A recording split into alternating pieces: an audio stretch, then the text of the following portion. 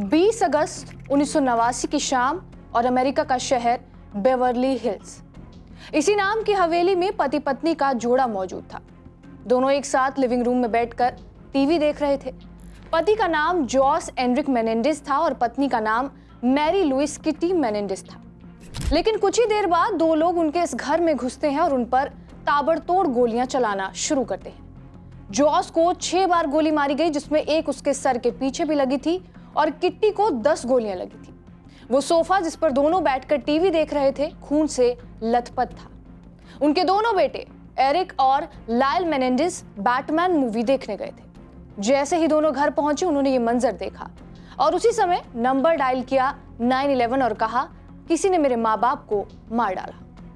Police वहां पहुंचती है और केस की जांच शुरू कर दी। इस कहानी के हिसाब से तो ये केस जॉस और किट्टी के कातिलों के खिलाफ होना चाहिए था, लेकिन ये केस एरिक और लायल मेनेंडेज केस के नाम से मशहूर हुआ। नेटफ्लिक्स पर मॉन्स्टर सीजन में इसी केस की कहानी बताई गई है। इससे पहले जेफरी डामर की कहानी बताई गई थी और अब इसी केस की कहानी पर यह सीरीज बन रही है। खैर, वापस कहानी पर आते हैं। माता पिता की मौत के बाद दोनों भाई महंगी महंगी रोलेक्स घड़ियां खरीदते हैं और 6 महीने के अंदर उन्होंने लगभग 8 करोड़ रुपए खर्च कर दिए थे। दोनों ने महंगे होटल्स में रहना शुरू कर दिया। एरिक, जो कि टेनिस खेलता था, उसने एक टेनिस कोच हायर कर लिया और लायल ने अपने आसपास बॉडीगार्ड्स रख लिए। महंगी गाड़ियां, रियल एस्टेट में प्रॉपर्टी खरीदना, कुल मिलाकर माता पिता की मौत के बाद दोनों भाई खूब पैसा उड़ा रहे थे।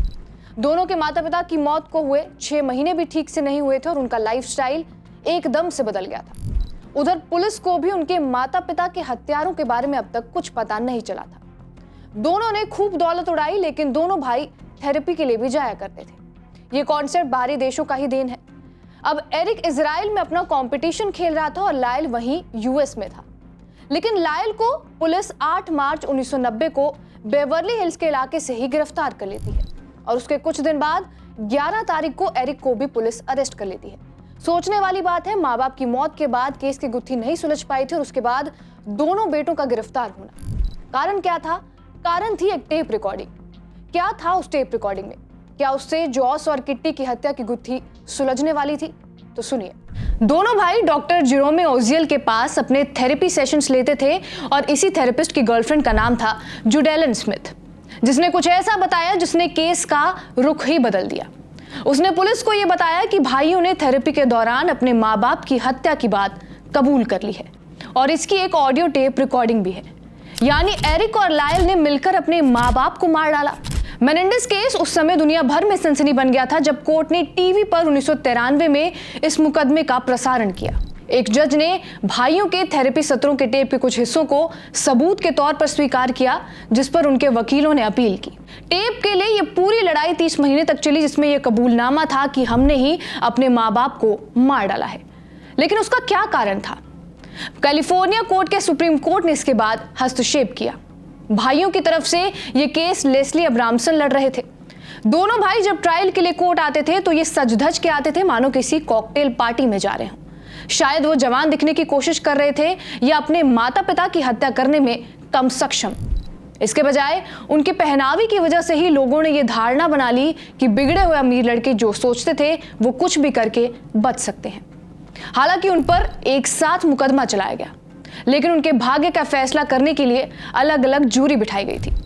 प्रथम डिग्री हत्या का दोषी पाए जाने पर भाइयों को मृत्युदंड की संभावना का सामना करना पड़ा।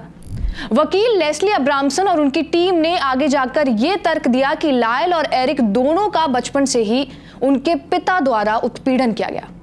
एरिक ने यह गवाही दी कि हत्या की रात से कुछ हफ्ते पहले उसने अपने भाई को अपने साथ हो रहे यौन शोषण के बारे में बताया, जिसके कारण परिवार में कई बार झड़प हुई। भाइयों ने यह भी गवाही दी कि उनके पिता ने उन्हें धमकी दी कि अगर वो इस बात को गुप्त नहीं रखेंगे तो वो उन दोनों भाइयों को मार देंगे। उन्होंने दावा किया कि आखिरी झड़प 20 अगस्त को ही उनके घर के डेन के अंदर हुई थी, जहां किट्टी और जॉस की हत्या से कुछ मिनट पहले भाइयों और माता पिता के बीच लड़ाई हुई।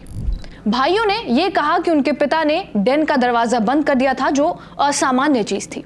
इस बात से वो और भी ज्यादा डर गए और वो अपने ही माता पिता द्वारा मारे जाएंगे, इस बात का डर भी उन्हें और सता रहा था। इसलिए लायल और एरिक अपनी बंदूकें लोड करने के लिए बाहर गए और उन्होंने बंदूकें खरीदी। एरिक ने कहा, जैसे ही मैं कमरे में गया मैंने बस गोलीबारी शुरू कर दी। यानी दोनों भाइयों का यौन शोषण उनके पिता जॉस ही करते थे और जब उन्होंने अपनी मां को यह सब बताया तो मां ने यह कहकर नकार दिया कि यह सब झूठ है। वकील के मुताबिक हत्याओं से कुछ हफ्ते पहले भाइयों ने आखिरकार एक साथ मिलकर जॉस का सामना किया और उसे यह बताया कि अगर यह बंद नहीं हुआ तो वो ये सबको बता देंगे और उसकी प्रतिष्ठा को खत्म कर देंगे। उन्हें अपनी जान का भी डर था, इसलिए उन्होंने बंदूकें खरीदी। अब कहानी सच है या झूठ ये बताना मुश्किल था क्योंकि कहानी का विलेन मर चुका था और जब तक ये बात सामने आई थी तब तक अमेरिका की जनता दोनों लड़कों से नफरत करना शुरू कर चुकी थी। जब लायल अपने पहले मुकदमे के दौरान स्टैंड पर खड़े थे तब उनसे यह सवाल पूछा गया कि तुमने क्या किया, तुमने अपने माता पिता को मार डाला और फिर उनके पैसे खर्च करना शुरू कर दिया। लायल ने यह कहा कि मुझे नहीं लगता कि इसे इस तरह दिखाना चाहिए। यहां तक कि दोनों भाई जैसे अपने यौन शोषण की कहानी सुनाते थे उसका भी मजाक उड़ाया जाता था। लोग उनके आंसुओं को मगरमच्छ के आंसू कहते थे। दोनों भाइयों को हत्या और हत्या की साजिश के 2 मामलों में दोषी ठहराया गया। मुकदमे के दंड चरण में उन्हें पैरोल की संभावना के बिना जेल में आजीवन कारावास की सजा सुनाई गई। अपने अंतिम मुकदमे के फैसले के बाद और सजा सुनाए जाने से पहले उन्होंने एक आखिरी इंटरव्यू दिया था, वो दिया था बारबरा वॉल्टर्स को। जब वॉल्टर्स के साथ वो बैठे तो एरिक ने यह विरोध किया कि मैं सिर्फ एक नॉर्मल बच्चा हूं, लेकिन जवाब में यह आया कि एरिक आप एक आम बच्चे हैं जिसने अपने माता पिता को मार डाला है। वो मुस्कुराया और धीरे से उसकी ओर देखा और कहा, मुझे सब पता है। एक ही जेल में रखे जाने की उनकी रिक्वेस्ट के बावजूद मेनेंडेज भाइयों को अलग कर दिया गया और वो आज भी मीलों दूर अपनी आजीवन कारावास की सजा काट रहे हैं। दोनों ने सलाखों के पीछे रहते हुए भी शादी कर ली है और लायल ने 2 बार शादी की है। उनकी पहली पत्नी एक पूर्व मॉडल थी और उनकी वर्तमान पत्नी रेबेका स्निड एक पत्रिका संपादक से वकील बनी है। एरिक ने आकर्षक गोरी टेमी सेकोमेन से शादी कर ली है जिसके साथ वो 6 साल से लेटर्स के थ्रू ही आदान प्रदान कर रहे हैं। इस मामले में भाइयों के साथ साथ इसमें शामिल वकीलों में से भी छोटी हस्तियां बन गई। बोजानिच रील्स चैनल पर मर्डर मेड सी फेमस के 2015 के एपिसोड में ये दिखाया गया और ये कहा कि 20 साल बाद भी वो अभी भी पूरी तरह से आश्वस्त थी कि भाइयों ने यौन शोषण की कहानी बनाई थी, क्योंकि जब भी वो ट्रायल के लिए कोर्ट में आते थे तो वो एक दूसरे को हाई फाई करके जीत अपनी मनाते थे। बहरहाल आपका इस पूरी वीडियो पर क्या कुछ कहना है हमें कमेंट बॉक्स में जरूर बताएं। बाकी देश और दुनिया की तमाम बड़ी खबरों के लिए बने रहे हमारे साथ TV9 डिजिटल पर।